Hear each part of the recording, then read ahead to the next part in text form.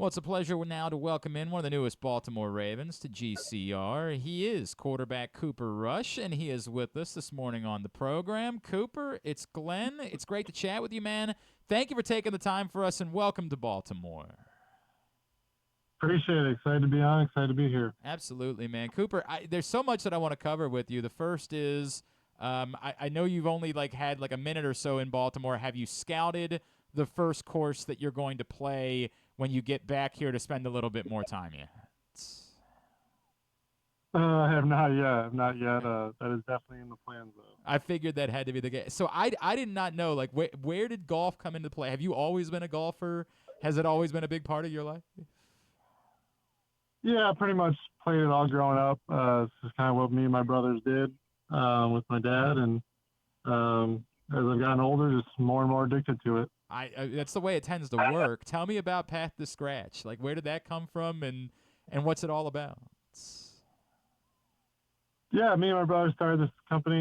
We just started as a group chat of 10 dudes. We always talked golf and talked our journeys and a bunch of different handicap levels. And one day we're like, we're all in this path to scratch. Let's do something with it. And so yeah, it's about building community and something that unites us in golf. Whether you're a scratch golfer or you're 18 handicap, the urge and the want and desire to hit the next great shot is pretty much the same. What if And you're more like 100 handicap? What about that? I think the system goes up to 54. Yeah, So yeah. Well, it counts. Are you at the place yet where you're a scratch golfer? No, I'm a 5. So we're not Okay. there yet. We're still on the path. I mean, still, that's pretty remarkable, man. Being a 5, that's incredible. And how many years have you been playing? As long as I can remember, pretty much. Wow, man. Wow, that's really cool, though. Pathtoscratch.com with the number 2 is the website to find out more about it. But that's really cool, and I am sure that there are no shortage of golf courses in this area that will look forward to having you out here in the coming months. Cooper, Yeah, definitely. when someone comes to town, the first thing that I always think is hey, there's got to be a connection, right? What's the connection? Who's the coach that they were with somewhere? And I will acknowledge that I have struggled figuring out what the connection is. Is there? And can you tell us a little bit more about how this came about that Baltimore ended up being the place for you? No, yeah, first time meeting most of these guys. It kind of, like you said, came out of nowhere a little bit. But I think it's a perfect fit. Talked to Coach Harbaugh about it and Coach Monken, and we met over the week and felt really good and fulfill a need for the team. And excited to be part of an organization you see from afar the success they have and the stability and all things you hear is a good organization. So really excited to be a part about it. Cooper Rush is with us here on GCR. When you find out it's Baltimore, they're interested, is the reaction, huh? Or is it more Baltimore? Hell yeah, get me there. What is the reaction when your agent tells you that? Yeah, you're always excited when it's a good team. Yeah, Definitely, and well run organization. Like I said, they got players at every position. It's fun to be a part of teams like that. So yeah, it was excitement and get a taste of the AFC North, which you hear so much about. Will be awesome. I feel like the obvious question is, do you ask, hey, did they think that I'm going to do all the same things that Lamar does? Do you have to have that conversation about, hey, you guys do some different things. Is that what I'm doing? And would you say, yeah, that's what I want to do. I'm definitely going to be able to run like Lamar next season. I wish I could run like that. I'm really excited to see it up close. All the things he can do. He's shown over the years, and no, it's definitely. I mean, you watch him over especially last year. Yeah. You watch the tape, and they're a lot more less QB run design than you think. Lamar does his thing when he has to and when he can, but they're throwing it all over the yard too and handing it to Henry. That's not a bad way to run an offense, by the way. It worked out pretty well for you. Cooper, that all that said, is your as part of the conversation, do you have to go spend time on that? When you get the call, that do you then say, hey, before I say yes, I want to go watch? Do you spend time watching film and getting a sense for the offense, or is it just conversations with Todd Monken? What is that like in making the decision to come somewhere like this? Yeah, we sat down with Coach Monken for a while and talked about that stuff, and he kind of saw how he asked how you fit, and he explained how he sees me fitting, and And then just you just bank a lot of memory off watching them the last couple of years. Like I said, and here in Dallas we played the AFC North last year, so got to see them a Yeah. lot on tape, and so you kind of got a feel for what they're doing. Obviously, that ended up being a thriller between the Ravens and the Cowboys last year. Cooper Rush is with us here on GCR. Cooper, your story is fascinating to me, man. Right, like an undrafted free agent out of a place like Central Michigan, and here you are now in your 30s, and you're still in demand, and probably coming off your most successful season as a pro. In that way, I feel like you've beaten the odds, right? Like most guys that are in your shoes aren't doing this a decade later. How has it been different for you? How have you been able to not just survive in the league but thrive despite not having been put in the most beneficial circumstance to start your career? Yeah, it's crazy to look back. You think that first year you're undrafted, you're just trying to make the team. The practice squad at least, you just make them keep you, be good enough for them to at least have to keep you. And then it turned into pretty much 8 years, which is insane to think about. And real fortunate to be in one spot that long. I just feel like physically you can get better every year, and I think people forget that in the NFL sometimes. Like your ceiling isn't, what you are coming out of college.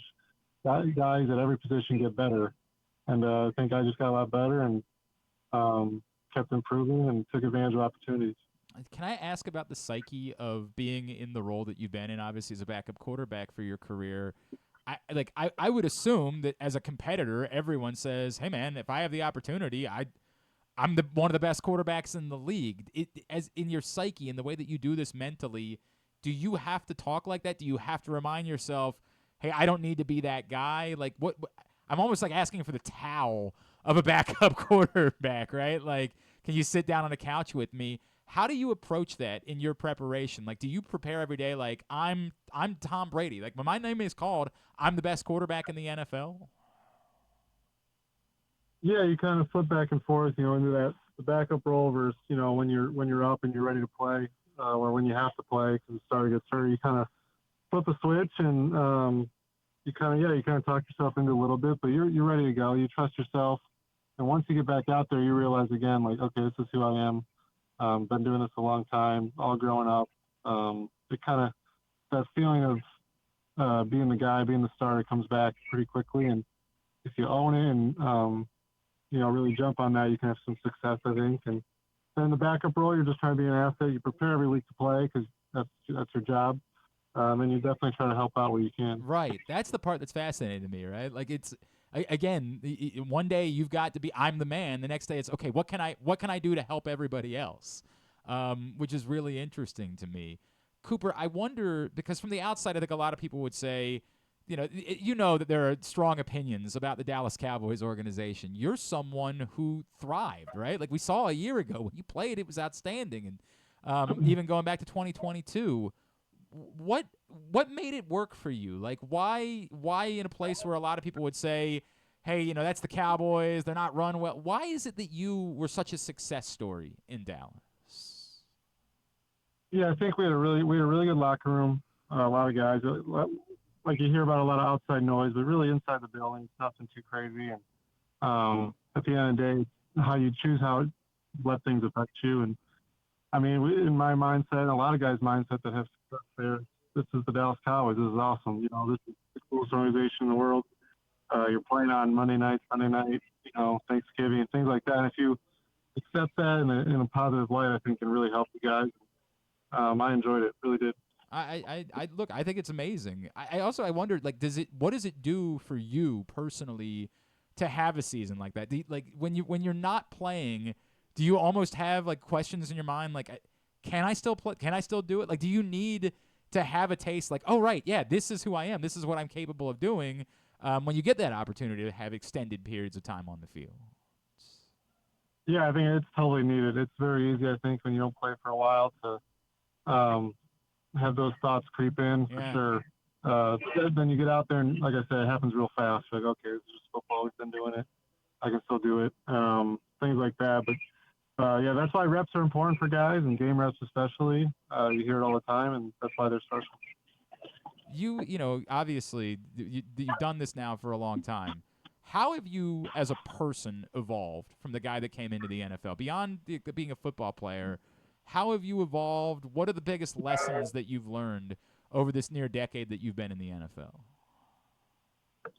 Yeah, you learn a lot about yourself. You grow mentally, especially. I kind of hit on it, like how you can accept the role you're in, whatever it is, and take advantage of it. You learn to kind of stay level-headed, the ups and downs, because there's a little bit of survival in it, especially when you're a bottom roster guy, and it's easy to slip into a state of mind where you play the victim, or you try to control things that you can't control. So you kind of just stay within yourself, and you learn to control things you can control. And I think it helped out a lot. Did I see you got 2 little girls?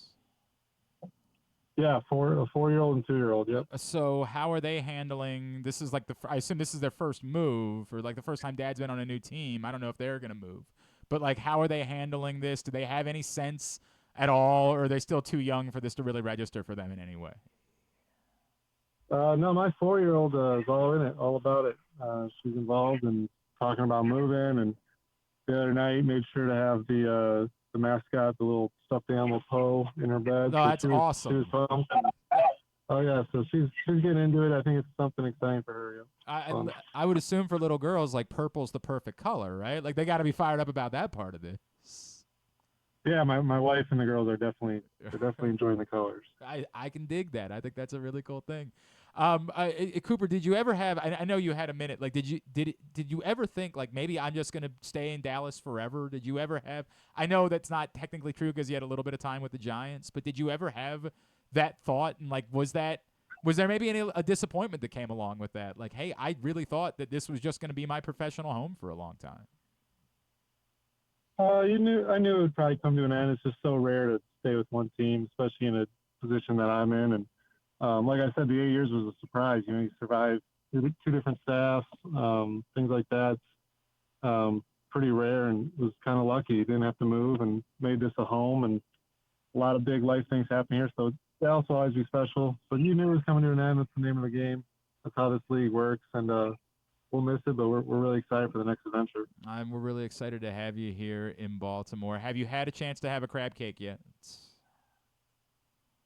We had some at the airport, actually, in Baltimore. It was actually, for airport crab cake. It was really good. I try to think of who would have had crab cake. Was that your first crab cake? And was it like, we have to have a crab cake while we're here because we know this is going to be a part of our life now?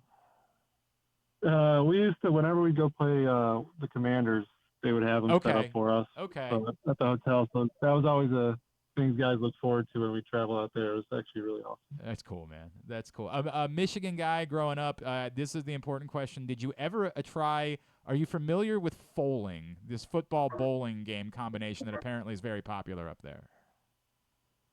Oh, yeah. I remember probably 10 years ago or so, 10, 12 years ago, we did a bowl game, and we were on this brand new foaling place, or fouling, I think.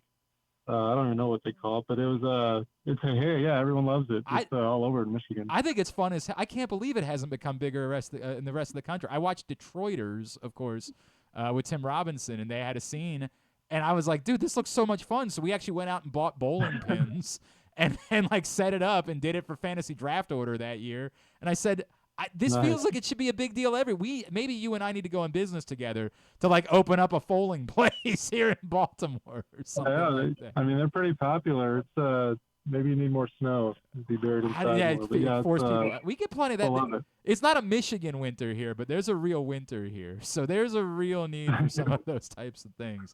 We'll have to look into that.